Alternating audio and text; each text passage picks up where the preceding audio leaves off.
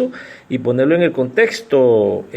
Salvador Duarte nos pregunta que si esta situación que se está dando en estos momentos en El Salvador favorecería la formación, el nacimiento de un nuevo partido político y cómo y por qué.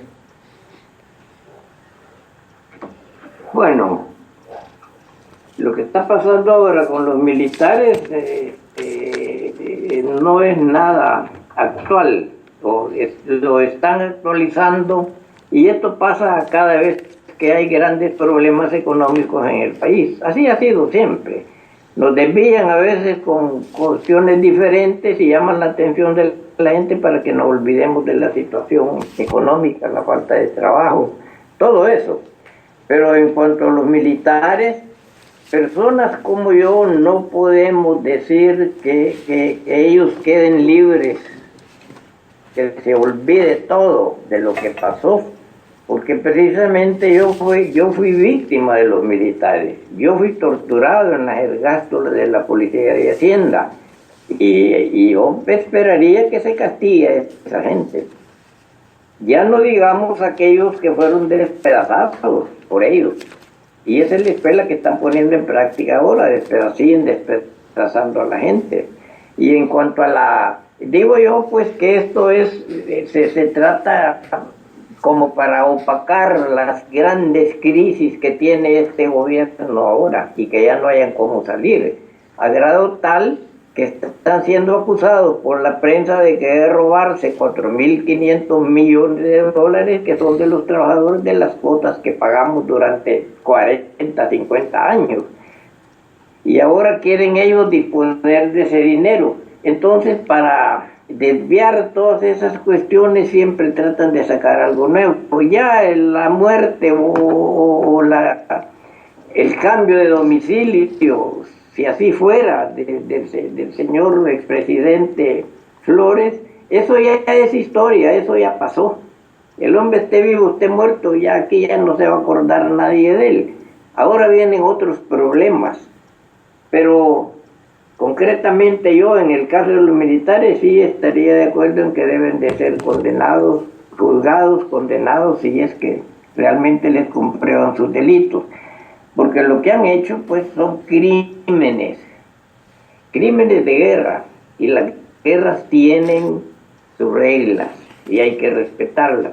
Y ellos aquí, durante fueron gobierno, cometieron crímenes de lesa humanidad, crímenes vulgares, crímenes políticos, crímenes de toda clase. Entonces tienen que pagarlos. Y en cuanto a la otra crisis que afronta el gobierno, la crisis de las maras, por ejemplo, esto para mí viene de lo que mencioné en la plática anterior, cuando hablaba yo del programa Global 2000. Esto sí yo se lo achacaría al gobierno de los Estados Unidos, y a porque ni siquiera le dicen la verdad al pueblo, en mi opinión. Y tenemos, repitiendo, ¿no? Todos los nuestros escuchas a nivel global nos están mandando mensajes que no podemos darle la lectura a todos porque no nos alcanzaría el tiempo, pero sí hay algunas cosas en común acá. Se menciona bastante la coyuntura actual en El Salvador y que se dice que el pueblo salvadoreño quizás está hoy más claro que en el pasado, que las dos fuerzas políticas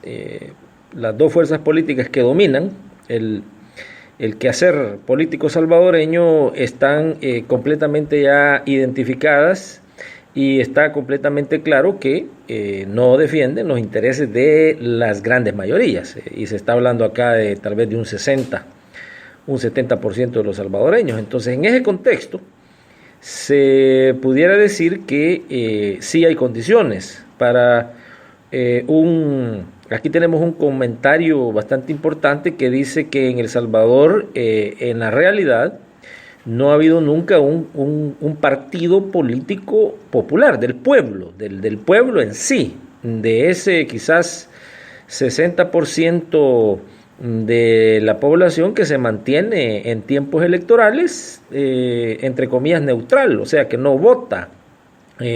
La pregunta, la interrogante, ¿es posible entonces, en el contexto del Salvador de hoy, ilusionar, motivar a este gran número de salvadoreños que no va a ese día del voto, no va a darles el voto ni a las extremas, entre comillas, que existen en estos momentos? ¿Será posible que se puede agrupar a este movimiento en un partido político? Bueno, yo creo que mucha gente no vota, pero también hay gente interesada en votar por determinado partido porque en ese partido guardan las esperanzas de un buen empleo, buen salario, poder político, poder económico. Por esa razón, es decir, pensando individualmente, pero los que pensamos diferente, los que pensamos en el pueblo y en cómo sacarlo de estas necesidades, graves necesidades de salud, por ejemplo, educación, seguridad, todo eso, pensamos diferente. Y para nosotros no, ninguno de los dos partidos que han gobernado este país desde hace tantos años ya, podemos cifrar pues una esperanza, porque lo que ellos pelean y se están matando por eso es por tener el poder absoluto en este país. No es por servirle al pueblo, eso no es verdad. Eso es lo que esa poca gente que va a votar ignora. Pero a esa gente es a la que hay que decirle que tenemos elementos dignos de representarlos en cualquier partido político. Existen salvadoreños y salvadoreñas que están con esa voluntad de orientar al pueblo, de sacarlo de apuros en que nos tienen metidos estos políticos, que están convirtiendo incluso a la fábrica de leyes en una institución en donde han salido ya muchos diputados drogadictos, pues pueden ser más, pero traficantes de drogas. Incluso hay diputados presos allá en Estados Unidos. Murieron 5 allá en Guatemala que nunca se supo por qué los asesinaron allá. Eso nunca se supo, eso quedó así. Y no hay duda pues de que quedó eso en silencio precisamente porque, bueno, se supone que en las altas esferas del Estado hay involucrados también en esto. Entonces, concretamente, pues el país necesita un nuevo partido, porque esperanzas en los dos que tenemos parece que ya se están agotando. Los pueblos, como tú dices, los pueblos salvadoreños, casi en general, a excepción de lo que le llaman voto duro, ese pueblo ya prácticamente no vota, y si vota lo hace ya por puro patriotismo. Tenemos pues que construir un nuevo partido con nueva gente. Sí, tenemos, como repetimos aquí, tenemos varios comentarios y uno de ellos va alineado en ese último pensamiento que se dio, y eso es de que si hay indicios en estos momentos, si hay algún tipo de agrupamientos, si hay ya signos de organización de la sociedad civil que no le da el apoyo a ninguna de estas dos fuerzas. ¿Hay algún movimiento que se ha iniciado? Y precisamente hacemos esta pregunta porque ya, de acuerdo a las leyes electorales salvadoreñas, ya el otro año se entraría en un periodo electoral, por decirlo así, de cara a las elecciones del 2018, y luego también ese periodo electoral sigue de cara a las elecciones del 2019 para la presidencia. Entonces estamos hablando de unos próximos 3-4 años bastante agitados políticamente.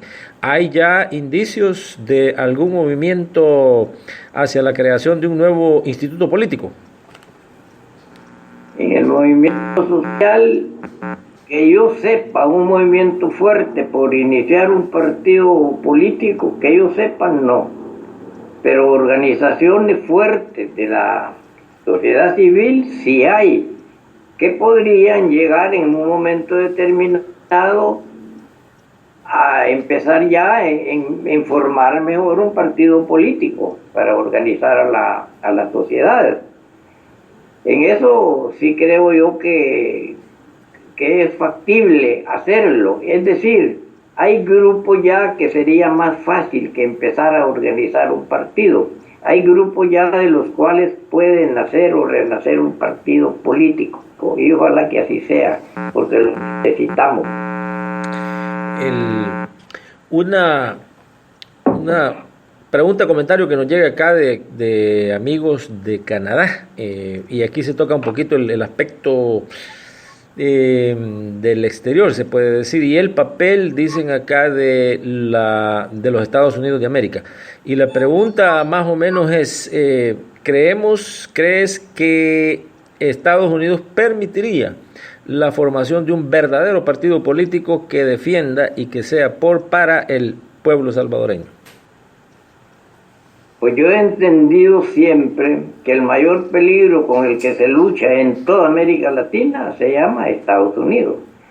Y no los Estados Unidos como pueblo, sino los Estados Unidos como gobierno.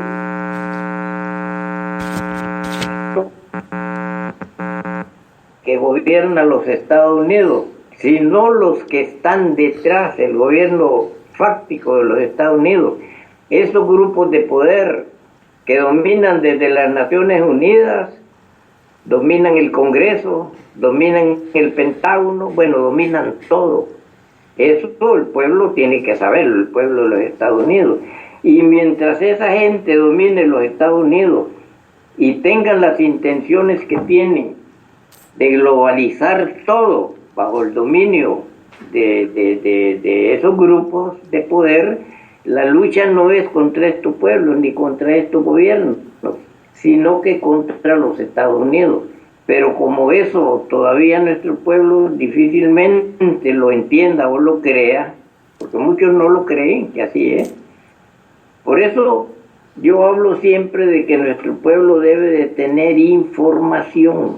Estas cosas las pueden saber en un día y por eso hay que trabajar. Por eso hay que explicarle a la gente, por ejemplo, quién maneja el Pentágono, que es un instrumento de guerra a favor de los grandes intereses, no de Estados Unidos, sino de esos grupos económicos.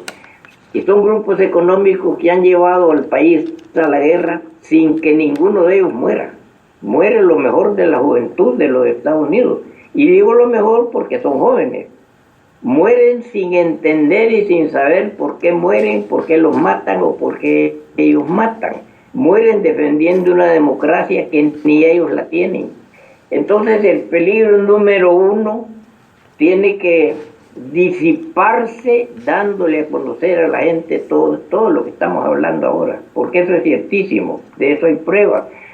Eso han escrito grandes escritores y lo siguen haciendo, pero son combatidos. Pero mientras no entendamos el entorno internacional, estamos orando en el mar, como dijo Simón Bolívar. Así que lo primero es informar a la gente, para que la gente sepa a dónde va, a dónde la llevan, o a dónde ellos llevan a su país. Es lo que ahorita no se entiende, hay que aclararlo. Esa es mi opinión. Y bueno, seguimos recibiendo acá opiniones y comentarios y muchos de ellos van en la dirección también de las grandes alternativas que hay hoy en día con lo que le llaman la media social, ¿no? Los medios alternativos, como por ejemplo este programa de radio que llega a todas las esquinas del mundo, que antes hubiera sido imposible. Ahora nos están escuchando de China, aquí tenemos de Sudáfrica, nos están escuchando de Australia, de Canadá. Entonces, en parte, el muro de la desinformación, esa gran pared de la desinformación que la han mantenido por décadas y décadas, estos grandes poderes económicos, ahora se